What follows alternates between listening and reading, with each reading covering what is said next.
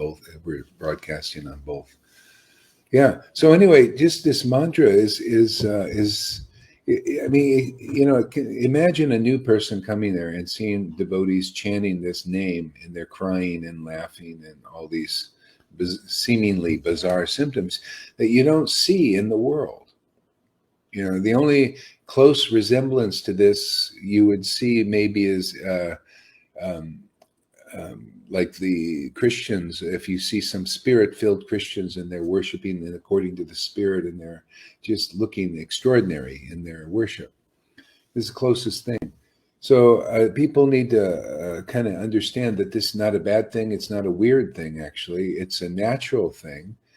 And it's actually in all of us, this kind of joyful and ecstatic rapture. These words represent states of consciousness that are very rarely experienced in this world. Only usually by saints, when they're praying, you hear, oh, they go into rapture and stuff like that. Well, since there was an actual amazing incarnation of the Lord who came here 550 years ago. His name was Sri Krishna Caitanya, and he was like this, considered a singing avatar, singing savior. And many people consider him an incarnation of God, and because he was just so powerful. He gave a method by example of how the world could be delivered from lower consciousness to a higher level of awareness. Put it in some terms like that. And in this higher level of awareness, everything becomes more acute. Your intelligence becomes more acute. You become more conscious of the essence of life. You're able to read and discern, or you could say interpret, but rightly, the scriptures, and whether it's the Bible or the Vedas, without a religious motivated purport. Like oh wow, this book is powerful. I can use this to gain material opulence or something like that. You actually see things in the scriptures because now you have a deeper level of awareness. See, and so and it's you realize what is really real eternally and what is really real temporarily. You see, and that's what most people are after in this world, temporary things. Okay, so this mantra raises your consciousness above all of that. Okay, into this very, just like when you see the scientific, spiritual purport of the Bible and the Vedas, without this religious, material motivated thing. That's why a lot of people give up. God has a bad rap because people use God to materially profit. So God, or they say, I'm not religious, I'm spiritual. I mean, that's what it's supposed to be, actually. It's a science to raise the consciousness of living beings because we have that potential. See, we have that potential. And so raised into these higher states of awareness, basically of our source, and that we're actually meant to be in relationship with this source. And this source has been called different names. And this mantra brings your consciousness up into that relationship. And it's spiritual, completely spiritual, very pure, very spiritual. It's who we really are. Even Jesus said, like, when you get the religion out of Jesus and just look at the science of it, the essence of what he said, basically, my words are spirit. See, words are spirit. How do you know words are spirit? Well, if you see a person chanting the words of the scriptures or the names that are many religions consider God, see, and they're uplifted into this, taken up, lifted up. Their consciousness is lifted up into the spiritual platform. Okay? This is where real happiness is.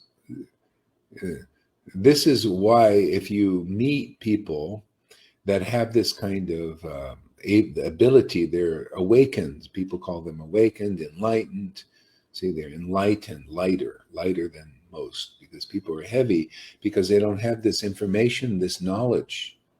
See, and this practice to experience these kinds of states. So anyway, that's our mission here, is to show. I mean, because you'll see, like when we're chanting, many of us now chanting in this ecstatic, blissful, see these words, ecstatic, blissful, awakened, raptured experiences for the person chanting happens. And the easiest way to get this, to initiate, is to be around those where it's initiated. And that's what our mission here is, to give this association for people, and to give them this information in this door, this teaching, because it comes in a line, a very specific line, of coming back from Lord Chaitanya. And the knowledge is fantastic. It's great. There's nothing like it. And this, what we're doing here, we're like initiating something new. This is a new, it's actually not new, but it's new now because you don't see any symptoms of this kind of worship much amongst Vaishnavas. Maybe a little bit, but not to this intensity. So that's the mission for those who come here and listen for a while, so we can talk about these subject matters and see the actual demonstration of a person's going into these ecstatic, higher conscious states, and see the result of that. Because when you do, all of a sudden, you're lifted into this transcendental spiritual relationship with Source, and your life begins to flow nicely. You're released from a lot of different miseries that people can't get released from because they're not close and deeply in contact with their Source, which is we're all built for that. But that's been covered over by what's called this Maya, this illusion in this world. Illusion being it covers the strength of this spiritual strength of this relationship. And anybody who begins to contact this relationship again with our Source in this way through the chanting, which is a very easy method to do this. It's not the only method, but it's one that really works, and works really well when you have this kind of association. This is what's called having a bona fide spiritual master. That's part of this knowledge, is a bona fide teacher of this, or preceptor, is deep into it.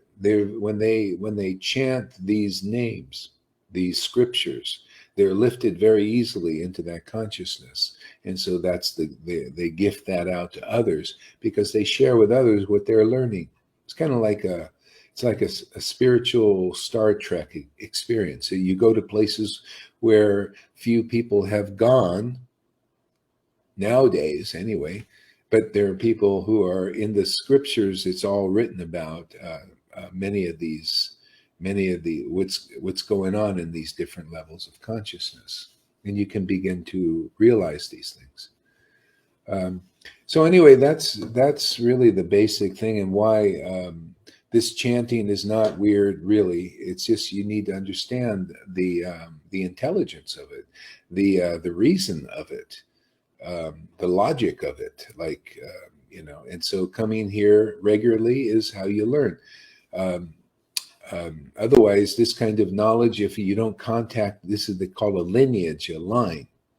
And it's a very powerful line. There's a lot of this information coming from lines about this information, but there's very few people that you can actually contact that not only know this knowledge, but have realized it and are continually realizing it because of being able to go into these deeper states of consciousness through their chanting.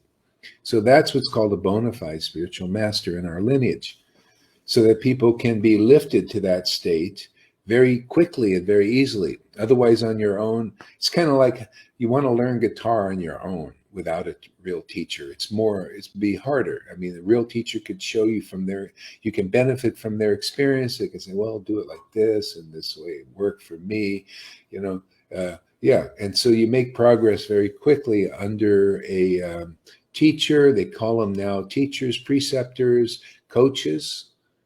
People that are into coaching in the world to learn a subject realize, wow, I learned so much faster from this experienced coach. Well, you apply that spiritually. you're going to have the same kind of result.